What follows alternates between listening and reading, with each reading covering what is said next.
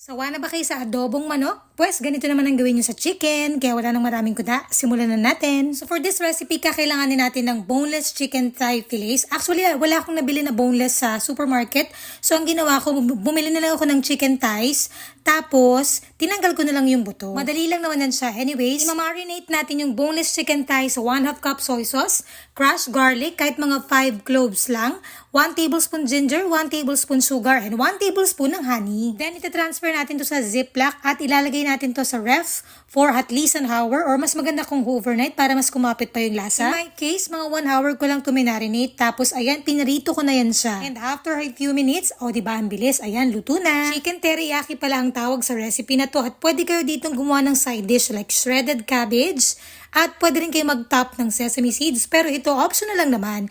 Pero syempre hindi dapat mawala ang kanin kasi rice is life. Fairness, ang tender ng chicken at malasa yan siya. Kaya kung naghanap kayo ng ibang luto sa chicken, try nyo na rin to, mabilis, masarap at madali lang gawin. Ayun lang, babushi!